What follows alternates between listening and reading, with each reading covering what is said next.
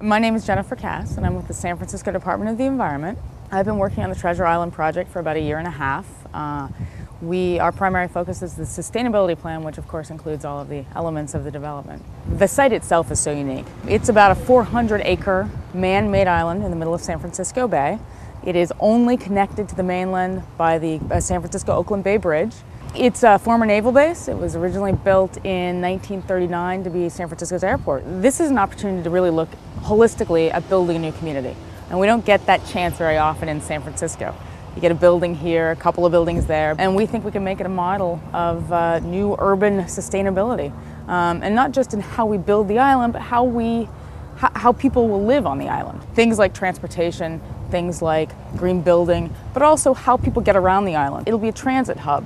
So there'll be buses and bicycling and ferry and on-island electric shuttles so that people will be able to move around the island easily when they get here. We're about 10 minutes from downtown San Francisco. So we hope that people don't feel like they need to have a car. We've done things like uncoupling your parking from your residence. It's also one space per unit.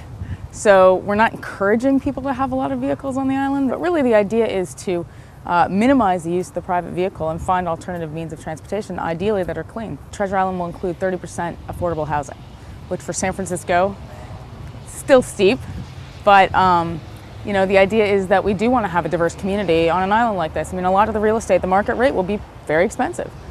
So we do want to make sure that we have a diverse community, that it's not one spot for affordable housing, but that it's integrated throughout the community. The average American city requires about 27 acres per person. It's about 6 planets worth.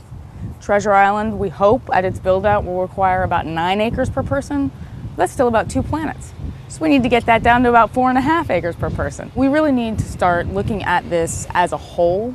We can build green buildings, but if people get in their giant SUV and leave their green building, it doesn't do us a whole lot of good. It originally started off as sort of your traditional development, a square grid, some sort of theme park, hotels, that sort of thing. I would say about a year and a half ago, a little longer than that, the developer came back to us with a completely new land use plan. They reoriented the streets. They reoriented the entire island to minimize the impact of the wind. I mean, Treasure Island is directly opposite the Golden Gate Bridge and all the wind just comes right in here. And at the same time, they reoriented it in a way that they could take advantage of solar. So everything is oriented towards the south so that they all have very good solar exposure. The plan is to build a ferry quay right next to Building 1 and bring it into the island and then have all of the residential housing within about a 12-minute walk. It'll be phased in over time, so there are about 2,000 island residents right now. They won't have to move until, frankly, the very end phases of this, and work will be done around that. But what's really exciting is there has been a great community process. There have been a lot of public meetings on this. We had William McDonough on board to advise us from the city perspective on what we were asking the developer to do. And the sustainability plan is a little bit different than other plans for the island because it really is aspirational in nature. I mean, the idea is this should be carbon neutral. We know that's not going to happen tomorrow, but if we don't have that goal, then it'll never happen. Sustainability is about a lot of things. It's not just about your building design, it's about how you live, it's about where your food comes from. Ideally, some of the food can come from here, but it's a demonstration to people for what you can do. So the other really interesting element of Treasure Island is it's become more and more dense as the plans have moved along. Density is a huge component of sustainability. There will be no detached single-family homes. About 18% of it will be townhouses. Then there'll be some low-rise, there'll be some mid-rise, and then there'll be high-rise towers. Of course, you've got to look at it from the city, so making sure that it's an attractive-looking site. The idea is that we actually do better. Not only do we put things back the way they were, we do better.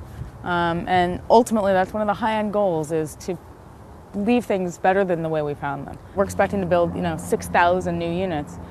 We can't bring all those people out there and then say, oh, well, gee, we didn't think about the ferry, or we didn't think about how you're going to get here, or we didn't think about a grocery store. So we really have to do it right because we just don't have a lot of options. I mean, you have such an amazing site here. We really want to take advantage of it in a way that, preserves it for all of us.